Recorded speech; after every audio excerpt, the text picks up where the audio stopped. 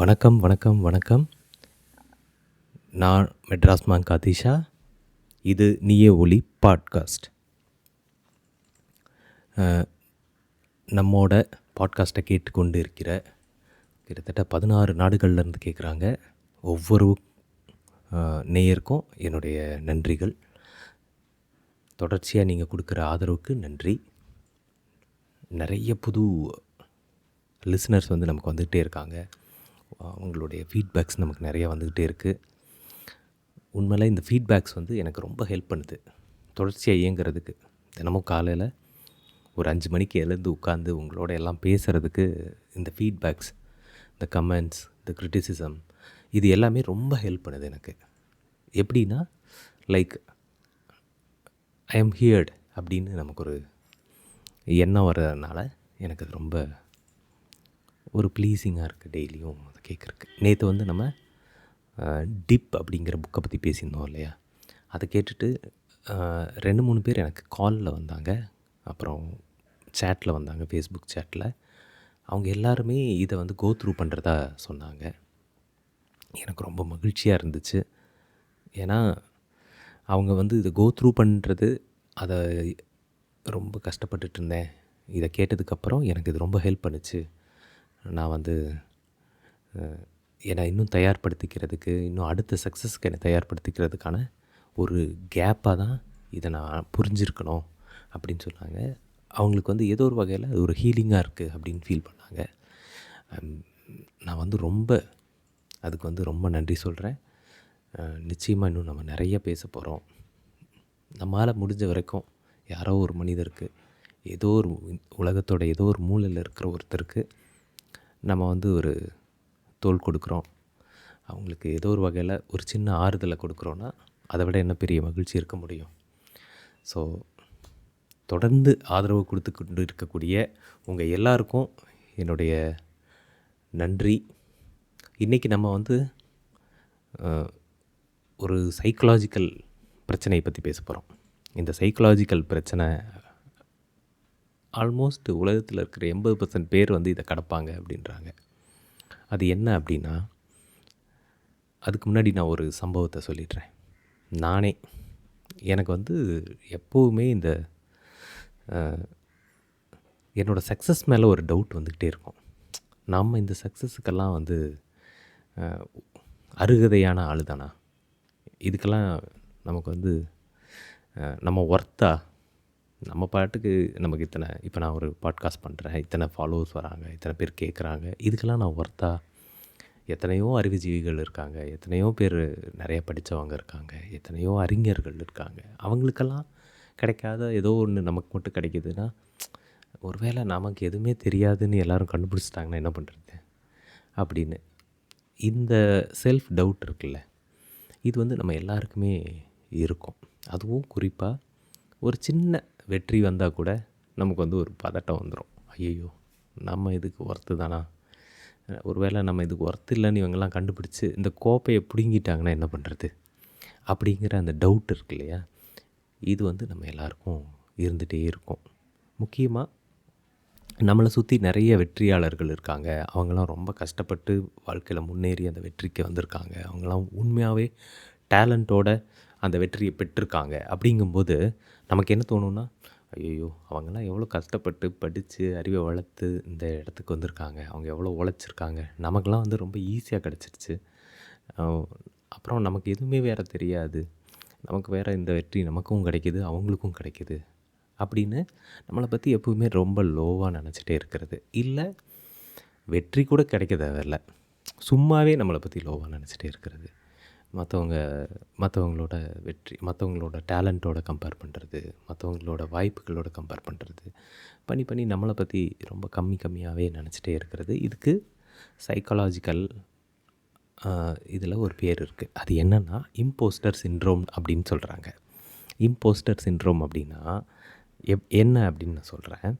என்னென்னா நம்மளை பற்றியே நம்ம செல்ஃப் டவுட்டோடு இருக்கிறது, குறைவாக மதிப்பிடுறது, மற்றவங்க நம்மளை பிடிச்சிருவாங்களோ, அதாவது இவன் ஒரு ஏமாத்துக்காரன், இவனுக்கு ஒன்றுமே தெரியாது அப்படின்னு நம்மளை பிடிச்சி நம்மளை அவமானப்படுத்திடுவாங்களோ அப்படிங்கிற அந்த அச்சத்தோடையே இருக்கிறது. இதுதான் இம்போஸ்டர் சிண்ட்ரோம் அப்படின்னு சொல்கிறாங்க. நமக்கு எப்போவுமே இந்த செல்ஃப் டவுட் இருந்துகிட்டே இருக்கும். நம்ம இதுக்கெல்லாம் ஒர்த் இல்லை, நம்மளை யாராவது பிடிச்சிருவாங்க, நம்ம மாட்டிக்குவோம். இப்போ ஆஃபீஸில் வந்து நமக்கு ஒரு ப்ரொமோஷன் கொடுக்குறாங்கன்னா நமக்கு ஒரு டவுட் இருந்துகிட்டே இருக்கும். நம்ம இதுக்கு ஒர்த்து தானா? ஒருவேளை நமக்கு டேலண்ட் இல்லைன்னு இவங்க கண்டுபிடிச்சி நம்மளை மறுபடியும் டீமோட் பண்ணிட்டாங்கன்னா என்ன பண்ணுறது அப்படின்னு நமக்கு தோணிக்கிட்டே இருக்கும். இது ஒரு வகையான உளவியல் சிக்கல் தானே வச்சுக்கோங்களேன். இது உங்களுக்கு மட்டும் இல்லை, எல்லாருக்கும் இன்றைக்கி இருக்குது. அதுக்கு முக்கியமான காரணம் என்னென்னா சோஷியல் மீடியா வந்து முன்னாடியெல்லாம் நம்ம ஒருத்தர் 2 பேரோட நம்மளை கம்பேர் பண்ணிக்கிட்டு இருந்தோம். இன்றைக்கி பார்த்திங்கன்னா லட்சக்கணக்கான பேரோட கம்பேர் பண்ணுறோம். அதுவும் அந்த லட்சக்கணக்கான பேர் இருக்காங்க இல்லையா, அவங்களோட ரியல் லைஃப்ஸ் எல்லாம் நம்ம பார்க்குறதில்ல. அவங்க வந்து அவங்களோட பெஸ்ட்டு லைஃப்பை தான் வந்து நம்மளோட ஷேர் பண்ணுறாங்க. அவங்களோட லோ விஷயங்கள்லாம் எதுவுமே நம்ம கண்ணுக்கு வர்றதில்லை. நம்ம அதுவும் குறிப்பாக விஷுவல் பேஸ்டு சோஷியல் மீடியா இருக்குது இல்லையா, இப்போ இன்ஸ்டாகிராமோ யூடியூபோ இந்த மாதிரியான விஷுவல் மீடியம்ஸ் வந்து இந்த இம்போஸ்டர் சிண்ட்ரத்தை வந்து ரொம்ப அதிகப்படுத்தக்கூடிய ஒரு காலத்தில் இருக்கும். ஏன்னா நம்ம பார்க்குறோம், எவ்வளோ டேலண்ட்டாக பாட்டு பாடுறாங்க, எவ்வளோ டேலண்ட்டாக டான்ஸ் ஆடுறாங்க, நமக்கான இது மாதிரி எதுவும் எந்த டேலண்ட்டும் இல்லை, நமக்கு வந்து எதுவுமே இல்லை அப்படின்னு இந்த கம்பேரிசன் வந்து ரொம்ப அதிகமாக இருக்குது. சமீபத்தில் ஒரு நண்பரோட பேசிகிட்டு இருந்தேன். அப்போ அவர் வந்து நீங்கள்லாம் பெரிய ஆளுங்கங்க, எவ்வளோ புக்கு படிக்கிறீங்க, எப்போ பார்த்தாலும் அறிவான விஷயங்கள்லாம் பேசுகிறீங்க, நானும் நிறைய புக்கு படிக்கிறேன், ஆனால் எனக்கு வந்து அந்த மாதிரி அறிவே இல்லை, எனக்கு புக்கு படிக்கிறதுக்கு சரியான சூழ்நிலை அமையிட மாட்டேங்குது, என்ன படித்தாலும் எனக்கு உங்கள் அளவுக்கு என்னால் சிந்திக்க முடியல அப்படின்லாம் புலம்பிகிட்டே இருப்பார். எனக்கு ரொம்ப ஆச்சரியமாக இருக்கும். அவர் ரொம்ப நல்லா சிந்திக்கக்கூடிய மனிதர். அவருக்கு வந்து பயங்கரமான ஒரு பார்வை இருக்கும் அந்த உலகத்து மேலே. ஒரு நல்ல விஷயங்களெல்லாம் பகிர்ந்துக்கக்கூடியவர். ஆனால் அவருக்கு வந்து எப்போவுமே அந்த கம்பேரிசன் இருந்துக்கிட்டே இருக்கும். மற்றவங்களோட பார்த்து உங்கள் அளவுக்கு நான் இல்லை, நான் வந்து படிக்கலை. அதாவது நமக்கு சின்ன வயசுலேருந்து இந்த தன்னடக்கம் அப்படிங்கிற விஷயத்தை வந்து சொல்லிக் கொடுத்து பழக்கியிருக்காங்க. அடக்கமாக இருக்கணும், எவ்வளோ கட்டுறது கையளவு, கல்லாதது உலகளவு இப்படின்லாம் சொல்லி நமக்கு அது ஒரு நல்ல விஷயந்தான். அப்போது அது பாசிட்டிவாக நம்ம எடுத்துக்கிட்டோம்னா நிறைய நம்ம கற்றுக்கணும், நம்ம வந்து கர்வத்தோடு இருக்கக்கூடாது அப்படிங்கிற அந்த விஷயங்களுக்காக தான் நமக்கு இதை கற்றுக் கொடுக்குறாங்க. ஆனால் நம்ம வந்து என்ன ஆயிடுறோன்னா அதை வந்து ஒரு இன்ஃபீரியாரிட்டியை நமக்குள்ளே வளர்த்துக்கிறதுக்கு அதை பயன்படுத்திக்கிறோம். நான் வந்து ஒன்றுமே இல்லை, நான் ஒரு டம்மி பீஸு, நான் வந்து எனக்கு டேலண்ட் இல்லை, நான் இன்னும் கற்றுக்கணும், இன்னும் நிறைய பர்ஃபெக்ட் ஆகணும், அப்போ தான் நான் எதையோ ஒன்று ட்ரை பண்ணுவேன். இப்படி நம்மளையே நாம் ரொம்ப வருத்திக்கிட்டு ரொம்ப கீழே நினச்சிக்கிட்டே இருக்கிறது. தன்னடக்கமாக இருக்க வேண்டியது தான், கர்வமாக இருக்க வேண்டியதில்லை, ஆணவமாக இருக்க வேண்டியதில்லை. ஆனால் நமக்கு ஒரு ரியல் டேலண்ட் இருக்கும், நமக்கு ஒரு போராட்டம் இருக்கும். அந்த போராட்டத்திலேருந்து தான் நம்ம வந்து வந்திருப்போம். நாம் இன்றைக்கி இந்த ஒரு இடத்துல இருக்கோம் அப்படின்னா அதுக்கு பின்னாடி ஒரு ட்ராவல் இருக்கும், அதுக்கு பின்னாடி ஒரு உழைப்பு இருக்கும். யாருக்கும் வாழ்க்கை வந்து எதையும் தூக்கி அப்படியே கையில் கொடுத்துறாது. ஒவ்வொருத்தருக்கும் பின்னால் ஏதோ ஒரு கதையும் ஒரு போராட்டமும் ஒரு உழைப்பும் நிச்சயமாக இருக்கும். அப்போது நம்ம வந்து என்ன பண்ணுறோன்னா மற்றவங்க கதையெல்லாம் தெரிஞ்சுக்கிறோம். இன்றைக்கி ஃபேஸ்புக் பார்க்குறோம், அது இது பார்க்குறோம், இவங்கெல்லாம் எவ்வளோ கஷ்டப்பட்டு வாழ்க்கையில் முன்னேறி வராங்க, நம்மலாம் ரொம்ப ஈஸியாக வந்துட்டோம், நமக்கு வந்து ஈஸியாக இது கிடச்சிருச்சு அப்படிலாம் நினைக்கிறோம். அப்படியெல்லாம் இல்லை. ஒவ்வொரு வெற்றிக்கு பின்னாடியும் வெறும் லக்கு மட்டும் இருக்கிறது கிடையாது, அதிர்ஷ்டம் மட்டும் இருக்காது. அதுக்கு பின்னாடி நிறைய விஷயங்கள் இருக்கும். கட்டாயம் அதுக்கு பின்னாடி நிறைய உழைப்பு இருக்கும், டேலண்ட் இருக்கும். அதெல்லாம் நம்ம பெரும்பாலான நேரத்தில் எம்ப்ரேஸ் பண்ணணும். அது பண்ணுறதில்ல. நம்ம என்ன நினைக்கிறோன்னா இதெல்லாம் எப்படியோ நமக்கு ஈஸியாக கிடச்சிருச்சு, ஆனால் மறுபடியும் இது கிடைக்காது, இல்லை நமக்கு இதுக்கு வந்து நம்ம தகுதியானவங்க இல்லை அப்படின்னு அந்த வெற்றியை வந்து அவமதிக்கிறோம். இந்த இம்போஸ்டர் சிண்ட்ரோம் இருக்கிறவங்க வந்து தங்களுக்கு கிடைக்கக்கூடிய வெற்றியோ தங்களுடைய திறமையையோ அவமதிச்சுக்கிட்டே இருக்கோம். அது எதை அவமதிக்கிறதுனா தன்னைத்தானே அவமதிக்கிறது மாதிரி தான். நம்மளை நாமளே பெரும்பாலான நேரங்களில் அவமதிச்சுக்கிட்டே இருக்கோம். எப்படின்னா மற்றவங்களோட கம்பேர் பண்ணி, மற்றவங்க வெற்றியோடு கம்பேர் பண்ணி, மற்றவங்க உழைப்போடு கம்பேர் பண்ணி நம்ம வந்து நம்மளை நாமே லோவாக நினைக்கிறது, அவமதிக்கிறது. இது யோசித்து பார்த்தா இது நம்ம எவ்வளோ பெரிய வன்முறையை நம்ம மேலேயே நம்ம நிகழ்த்திக்கிறோம் அப்படின்னு தோணும். யோசிச்சு பாருங்கள். நம்ம நம்ம எல்லாருமே இண்டிவிஜுவல்ஸ். நம்ம எல்லாருக்கும் தனித்தனியாக தனி திறமைகள் இருக்குது, தனி உழைப்பு இருக்குது, தனி வாழ்க்கை இருக்குது. இப்போது என்னுடைய நண்பர் ஒருத்தர் இருக்கார், செல்வேந்திரன் ஒருத்தர் இருக்கார். அவர் நிறைய வாசிக்கக்கூடியவர், எக்கச்சக்கமாக வாசிப்பார். ஒரு நாளைக்கு 400 பக்கம் 500 பக்கம் வாசிப்பார். வாசிப்பது எப்படி அப்படின்னு புக்கே போட்டிருக்காரு. அவர் ஒரு நாள் அவர்கிட்ட பேசியிருந்தப்போ, ஒரு நாளைக்கு நீங்கள் எத்தனை பக்கம் படிப்பீங்க அப்படின்னு கேட்டேன். அப்போ அவர் சொன்னார், நான் ஒரு நாளைக்கு தினமும் குறைஞ்சது 300லேருந்து 400 பக்கம் படிப்பேன் அப்படின்னாரு. எனக்கு ரொம்ப ஐயோ என்னடா இது, நான்லாம் ஒரு நாளைக்கு மினிமம் ஒரு 50லேருந்து 100 பக்கம் படிக்கக்கூடிய ஆள். அதுவுமே ரெகுலராக என்னால் படிக்க முடியாது. ஸோ நான் உடனே எனக்கு ஒரு கம்பேரிசன் மண்டக்குள்ளே வந்துருச்சு. இவங்கெல்லாம் எவ்வளோ படிக்கிறாங்க, நம்ம என்னடானா வெறும் 50 பக்கம் படிக்கிறோம், 25 பக்கம் படிக்கிறோம். என்னடா அது, நம்ம ஒரு ரைட்டர்னு சொல்லிக்கிறோம், நம்ம நிறைய படிக்கணுமே அப்படின்னு எனக்குள்ளே ஒரு தாட் உருவாக ஆரம்பிக்குது. அப்போ நம்ம படிக்கிறதே இல்லையா அப்படி இப்படின்னு. அப்படி இல்லை. இது எனக்கு மட்டும் இல்லை, இந்த வாசிப்பு சம்மந்தப்பட்ட புத்தக வாசிப்பு சம்மந்தப்பட்ட எல்லாருக்குமே இது வரக்கூடும்.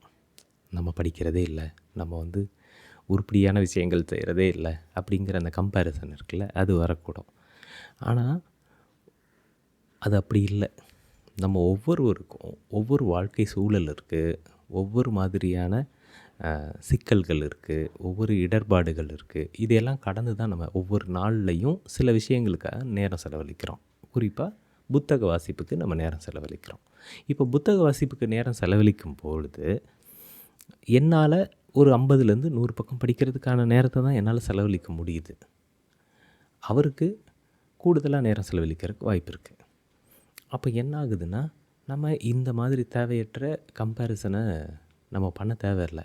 ஏன்னா எனக்கு 12 மணி நேரம் வேறு ஒரு வேலை இருக்குது.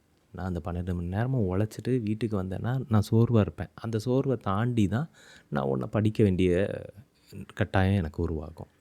அப்போ நான் என்னால் எவ்வளோ முடியுதோ அவ்வளோ நான் படிக்கிறேன். சம்டைம்ஸ் நான் படிக்காமல் கூட போகலாம். பட் அவருக்கு அதுக்கு உண்டான நேரம் கிடைக்கிது, இல்லை அதுக்கு அவர் நேரத்தை பிளான் பண்ணி யூஸ் பண்ணுறாரு. இன்னொன்று அவர் டெய்லியும் ப்ராக்டிஸ் பண்ணுறாரு.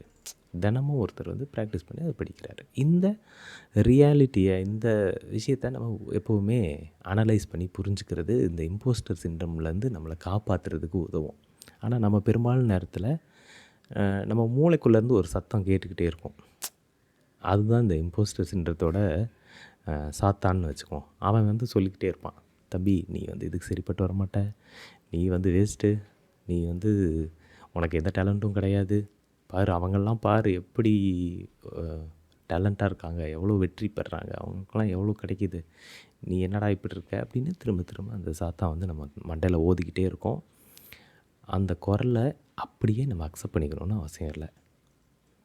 அந்த குரல் வாழ்க்கை ஃபுல்லாக கேட்டுக்கிட்டே தான் இருக்க போகுது. நம்மளை பற்றி கேவலமாக பேசிக்கிட்டே தான் இருக்கும். அந்த குரல் சொல்கிறது எல்லாமே உண்மை கிடையாது. அதாவது செய்திக்கும் உண்மைக்கும் வித்தியாசம் இருக்குது. நம்ம தலையில் கேட்குறதெல்லாம் ஒரு செய்தின்னு வச்சுக்கலாம். இப்போ பைல்வான் ரங்கநாதன் தான் அந்த கேரக்டர்னு வச்சுக்கோம், தலைக்குள்ளே பேசுகிற கேரக்டர். அந்த பைல்வான் ரங்கநாதன் சொல்கிறதெல்லாம் உண்மையாக இருக்கணும்னு அவசியம் இல்லை, அது பொய்யா இருக்கணும்னு அவசியம் இல்லை. ஆனால் அதை நம்ம உண்மையாக பொய்யான்னு கண்டுபிடிக்கிற திறமை நமக்கு இருக்குது. அதுக்கு ஃபேக்ட்ஸ் ரொம்ப முக்கியம். நம்ம ஃபேக்ட்ஸை பயன்படுத்தணும். எப்படி இவர் சொல்கிறது உண்மையா பொய்யா அப்படின்னு. அப்போது இந்த மண்டைக்குள்ளே வர்றது பல நேரங்களில் நாம் என்ன நினைக்கிறோன்றதை தாண்டி மற்றவங்க என்ன நினைக்கிறாங்கன்ற அசம்ஷன்லேருந்து உருவான வாய்ஸாக தான் இருக்கும். மற்றவங்கெல்லாம் நம்மளை பற்றி கம்மியாக நினச்சிருவாங்களோ, மற்றவங்கெல்லாம் நம்ம ஒரு திருட்டு பையனை கண்டுபிடிச்சிருவாங்களோ, நமக்கு டேலண்ட் இல்லைன்னு கண்டுபிடிச்சிருவாங்களோ அப்படிங்கிற மற்றவங்களுடைய எண்ணங்களோட அசம்ஷன்ஸ் பற்றி தான் இது உருவாகியிருக்கும். அப்போது நம்ம இதை எப்படி எதிர்கொள்கிறது அப்படின்னா, ரியல் ஃபேக்ட்ஸ் வச்சு எதிர்கொள்ளணும். நீங்கள் எத்தனை படிச்சிருக்கீங்க, என்ன செஞ்சுருக்கீங்க அப்படிங்கிறத உட்காந்து பொறுமையாக எழுதலாம் அல்லது யோசிக்கலாம். அதுக்கு ஒரு டைம் கொடுக்கலாம். ஏன்னா அது ரொம்ப முக்கியம். அடுத்தது ஒரு மென்டார் இருந்தார்னா அவர்கிட்ட போய் நம்ம பேசலாம். ஒரு மென்டார்கிட்ட பேசி இந்த மாதிரி எனக்கு ஒரு பிரச்சனை இருக்குது, என்னை பற்றியே எனக்கு செல்ஃப் டவுட் அதிகமாக வருது, நான் வந்து இதுக்கு ஒர்த் இல்லைன்னு நான் ஃபீல் பண்ணுறேன் அப்படின்னீங்கன்னா, அந்த மென்டார் வந்து உங்களுக்கு அசஸ் பண்ணி உங்களை பற்றி அசஸ் பண்ணி ஒரு சரியான ஒரு உங்களை பற்றின ஒரு விபரத்தை வந்து அவர் கொடுக்க முடியும். இதை வந்து நம்ம கட்டாயம் தெரிஞ்சுக்கணும். ஏன்னா இந்த சோஷியல் மீடியா காலத்தில் நம்ம இந்த மாதிரியான கம்பேரிசன்ஸை வந்து ரொம்ப அதிகமாக பண்ண ஆரம்பிச்சிட்டோம். நமக்கு ஒன்றுமே தெரிய மாட்டேங்குதுன்னு. இதை வந்து நம்ம பாசிட்டிவாக எப்படி எடுத்துகிட்டு போகலான்னா, if you feel that way, start learning. இன்னும் நம்மளை எக்யூப் பண்ணிக்கலாம். அதுதான் இதுக்கு பாசிட்டிவான எதிர்வினையாக இருக்கும். ஆனால் பெரும்பாலான நேரத்தில் என்ன பண்ணுவோன்னா, நம்ம ப்ரொக்ராஸ்டினேஷனில் போய் உட்காந்துருவோம். அப்படின்னா ஒன்றும் பண்ணாமல் சும்மா உட்காந்துருது. எப்படி இருந்தாலும் நமக்கு தான் டேலண்ட்டே இல்லையே, நாம் இந்த வெற்றிக்கெல்லாம் வந்து பாத்திரமானவங்க கிடையாதே, அப்படின்னா நம்ம ஏன் இதெல்லாம் செய்யணும் அப்படின்னு மனம் நொந்து ஒரு வெற்றிக்கு பிறகு நம்ம வந்து அப்படியே சும்மா உட்காந்துட ஆரம்பிச்சிருவோம். அப்படி கிடையாது. எந்த வெற்றியும் நமக்கு வந்து சும்மா வந்துடுறது இல்லை. அப்போது நம்ம இந்த செல்ஃப் டவுட் இல்லாமல் இருக்கும்போது தான் தொடர்ச்சியாக நம்மளால் இயங்க முடியும். இல்லைன்னா பேரலைஸ் ஆகிவிடும். அப்படியே நம்ம வந்து ஒரே இடத்துல தேங்கிடுவோம். ஸோ இதில் அந்த இம்போஸ்டர் சிண்ட்ரமோட முக்கியமான பிரச்சனையில் இந்த பேரலைஸ் ஆகிறதும் ப்ரொக்ராஸ்டினேஷனும் பீப்புள் ப்ளீஸிங்கும். மற்றவங்கெல்லாம் நம்மளை வந்து ஏற்றுக்கணும், மற்றவங்களோட வேலிடேஷன் நமக்கு ரொம்ப முக்கியம் அப்படின்னு நினைக்கிற இந்த 3 பீஸ் வந்து அவங்க வந்து சொல்கிறாங்க. ஸோ இதை வந்து நம்ம எப்போவுமே தவிர்க்கணும். அதே மாதிரி 4வது பி ஒன்று இருக்குது, அது பர்ஃபெக்ஷனிசம். இந்த பர்ஃபெக்ஷனிசமால் தான் நம்ம பெரும்பாலான நேரத்தில் அழிஞ்சு போகிறது. நம்ம வந்து ஒரு விஷயத்தை முழுசாக கற்றுக்கிட்டு முழு திறமையும் வளர்த்துக்கிட்டு தான் ஒன்று பண்ணணுன்னா உலகத்தில் நம்ம என்றைக்குமே எதையுமே நம்ம பண்ண முடியாது. எல்லா திறமைகளும் அரைகுறையானவை தான். 100% திறமையோட 100% முழுமையாக ஒரு விஷயத்தை தெரிஞ்சுட்டு யாரும் எதையும் செய்வது இல்லை. அது ரொம்ப ரொம்ப முக்கியம். இதை நம்ம தெரிஞ்சுக்க வேண்டியது ரொம்ப ரொம்ப முக்கியம். ஏன்னா பல நேரங்களில் நம்ம வந்து அதுக்காகவே காத்துட்ருப்போம். ஏன்னா இம்போஸ்டர் சிண்ட்ரோம். அதனால தான் நம்ம வந்து முழுமையாக கற்றுக்கிட்டு முழுமையாக தெரிஞ்சுக்கிட்டு எல்லாத்தையும் ஃபுல்லாக புரிஞ்சுக்கிட்டு தான் நம்ம இறங்கணும் அப்படிங்கிறது இருக்குல்ல, அது நடக்கவே நடக்காது. நீங்கள் தண்ணியில் இறங்காமல் நீச்சல் கற்றுக்கவே முடியாது. இதை வந்து நம்ம ஸ்கூல் லெவலில் காலேஜ் லெவலில் ரொம்ப அதிகமாக நம்ம வந்து இதை ஃபீல் பண்ணியிருப்போம். இதை சரியாக முறையாக நம்ம வந்து எதிர்கொள்கிறதுக்கான ஒரே வழி என்னென்னா இதுதான், நம்ம வந்து நம்மளை பற்றின இந்த செல்ஃப் அசஸ்மெண்ட் வந்து ப்ராப்பராக பண்ணிக்கிறது. செல்ஃப் அசஸ்மெண்ட் பண்ணிக்க உங்களுக்கே தெரியும், நீங்கள் வந்து அப்படியெல்லாம் ஒன்றும் யாருக்கும் குறைந்தவர் இல்லை அப்படிங்கிறது. நம்ம பெரும்பாலும் நம்ம மற்றவங்களோட கம்பேர் பண்ணி தான் இந்த மாதிரி இடத்துக்கு போவோம். அப்போது இந்த கம்பேரிசனில் ஒரு விஷயம் நம்ம எப்போவுமே வச்சுக்க வேண்டியது என்னென்னா, ஒவ்வொருத்தருக்கும் இண்டிவிஜுவல் லைஃப் இருக்குது. ஒவ்வொருத்தரும் வெவ்வேறு விதமான போராட்டங்களும் வெவ்வேறு விதமான திறமைகளும் கொண்டவங்க. நான் வந்து இப்போ நான் அப்போவே சொன்னேன் இல்லையா, வாசிப்பை பற்றி. நானும் செல்வேந்திரனும் ஒரே மாதிரியான வாழ்க்கையை வாழல. அவர் வேறு மாதிரியான ஒரு வாழ்க்கையை வாழ்கிறாரு. அவருடைய வாழ்க்கை சூழல் அது மாதிரி இருக்குது. அவருக்கான வசதிகள் வேறு மாதிரி இருக்குது. அவருக்கான சிக்கல்கள் வேறு மாதிரி இருக்குது. எனக்கான சிக்கல்களும் வசதிகளும் எனக்கான சூழலும் வேறு மாதிரி இருக்குது. அப்போது ஒவ்வொருத்தருக்கும் இப்போ உடல்நலம் கூட அதில் ஒரு மேஜரான ஒரு பார்ட் ப்ளே பண்ணோம். அவரோட உடல்நலம் வேறையாக இருக்கும், என்னோடய உடல்நலம் வேறையாக இருக்கும். அவருக்கான மனநல பிரச்சனைகள் வேறையாக இருக்கும், எனக்கான மனநல பிரச்சனைகள் வேறையாக இருக்கும். ஸோ இந்த கம்பேரிசன் வந்து என்ன சொல்கிறது, இந்த கம்பேரிசன் வந்து ஒரு இதுவானதே கிடையாது, சரியானதே கிடையாது. யாரோடையும் நம்ம கம்பேர் பண்ணிக்கவே தேவையில்லை. அப்போது ஒவ்வொருத்தரும் நம்மளை வந்து முதல்ல இது பண்ணிக்கணும். நம்ம கடந்து வந்த அந்த பாதைகளை எப்போவுமே நம்ம கொண்டாட ஆரம்பிக்கணும், அதை தெரிஞ்சுக்க ஆரம்பிக்கணும். சின்ன சின்ன சக்ஸஸை வந்து நம்ம செலிப்ரேட் பண்ண ஆரம்பிக்கணும், அதை வந்து ரியலாக நம்ப ஆரம்பிக்கணும். இது வந்து என்னுடைய ஹார்ட் ஒர்க்கு கிடச்சது, என் டேலண்ட்டுக்கு கிடச்சது அப்படின்னு நம்ம முதல்ல அதை நம்ப ஆரம்பிக்கணும். நம்ம உழைப்பு இல்லாமல் எதுவுமே இங்கே நடக்காது அப்படிங்கிறதையும் நம்ப ஆரம்பிக்கணும். ஸோ இதில் என்ன அப்படின்னா, நம்ம அனைவரும் மற்றவங்களோட பெருசாக கம்பேர் பண்ணிக்காமல், நம்மளை பற்றின ஃபேக்ட்ஸ் இருக்கு இல்லையா, நம்ம கடந்து வந்த பாதையே நம்மளை விட யாருக்கும் தெரியாது. அதை வந்து முதல்ல அதில் ஃபோக்கஸ் பண்ணணும். அதை பற்றி நம்பணும். நாம் யாருங்கிறதுல சரியான அசஸ்மெண்ட் இருக்கணும். அது ரொம்ப முக்கியம். மற்றவங்ககிட்டேருந்து கற்றுக்கிறது, மற்றவங்களோட ஹெல்ப்பை கேட்குறது அப்படிங்கிறது வீக்னஸ் கிடையாது. நிறைய மற்றவங்களோட கற்றுக்கலாம். நம்மளோட வயசு சின்னவங்ககிட்ட கூட கற்றுக்க தயங்கக்கூடாது. அது வந்து ரொம்ப உதவும் நமக்கு. ஸோ கற்றுக்கிறது அப்படிங்கிறத நிறுத்திடக்கூடாது. நம்மளை பற்றி நம்ம ரொம்ப மோசமான எண்ணங்கள் உருவாகுது, இல்லை கம்பேரிசன் உருவாகுது, லோ எஸ்டீம் வருது அப்படின்னா, அதை வந்து எவிடன்ஸோட ஃபைட் பண்ணோம். நான் அப்படி இல்லை அப்படின்னு. யாருன்னா அந்த ஃபைட் பண்ண வேண்டிய ஆள் யாருன்னா நாம் தான், நம்ம மூளை தான். நம்ம மூளை சொல்கிறதுக்கெல்லாம் இல்லை அப்படி இல்லை, எனக்கிட்ட இந்த எவிடன்ஸ் இருக்குது, நான் இத்தனை விஷயங்கள் பண்ணி தான் நான் இந்த இடத்துக்கு வந்திருக்கேன் அப்படின்னு அந்த ஃபைட் வந்து இதில் ரொம்ப முக்கியமாக இருக்குது. கடைசியாக உங்கள் வெற்றிகளை நீங்கள் கொண்டாடுங்க. நம்ம 2 நாள் முன்னாடி தான் பேசிகிட்டு இருந்தோம், சின்ன சின்ன வெற்றிகளெல்லாம் நம்ம கொண்டாடுறது இல்லை. நம்ம வந்து பெரிய வெற்றி கிடச்சா மட்டும்தான் கொண்டாடுறோம். அதுக்கு முக்கியமான காரணம் இந்த விஷயந்தான். நமக்கு வந்து சின்ன வெற்றி அப்படிங்கிறது ஏதோ சும்மா வந்துருச்சு அப்படின்னு நம்ம நினச்சிக்கிறோம். அப்படிலாம் இல்லை, எல்லா வெற்றியும் வெற்றி தான். அது ரொம்ப சந்தோஷமாக என்ஜாய் பண்ணுங்கள், அதை ரொம்ப நல்லா கொண்டாடுங்க, ஹாப்பியாக இருங்க. அப்புறம் கடைசியாக அந்த ஒரு நல்ல மென்டரை வந்து எப்போவுமே வச்சுக்கோங்க. குரு அப்படின்னு ஒருத்தர் நமக்கு இருந்தாருன்னா ரொம்ப நல்லாயிருக்கும். இல்லை வழிகாட்டின்னு ஒருத்தர் இருந்தால் நல்லாயிருக்கும். அவர் வந்து உங்களை சரியான திசையை காட்டுவார். ஸோ அது ரொம்ப முக்கியம்.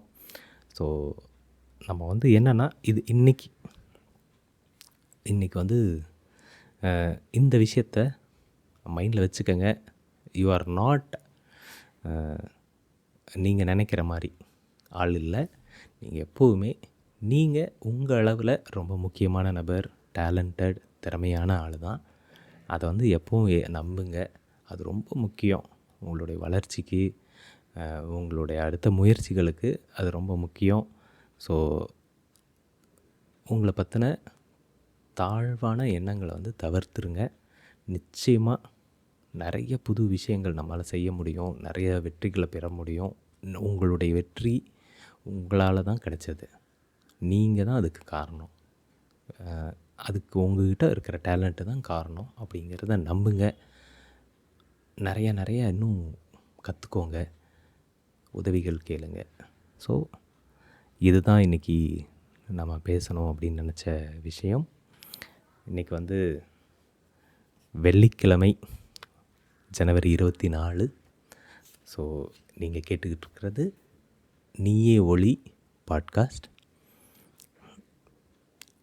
நான் உங்கள் மெட்ராஸ் மாங்க் ஆதிஷா. நாம் தொடர்ச்சியாக இன்னும் நிறைய டாபிக் பேச போகிறோம், நிறைய விஷயங்கள் பகிர்ந்துக்க போகிறோம். இதை கேட்டுட்ருக்கிற ஒவ்வொருவரும் உங்களுடைய கருத்துக்களையும் என்னோட பகிர்ந்துக்கங்க. நிறைய விஷயங்கள் சொல்லிக் கொடுங்க, நானும் கற்றுக்கிறேன். நீங்களும் வந்து ஏதாவது கிரிட்டிசிசம் இருந்தாலும் சரி, கமெண்ட்ஸ் இருந்தாலும் என்னோட பகிர்ந்துக்கங்க. நம்ம பாட்காஸ்ட் சேனல் ஃபாலோ பண்ணிக்கோங்க. நாளைக்கு மறுபடியும் வேறு ஒரு நல்ல அனுபவ பகிர்வோட, நல்ல டாப்பிக்கோட உங்களை நான் சந்திக்கிறேன். அதுவரை உங்களிடமிருந்து விடைபெறுவது உங்கள் மெட்ராஸ் மாங்க் ஆதிஷா. நன்றி, வணக்கம்.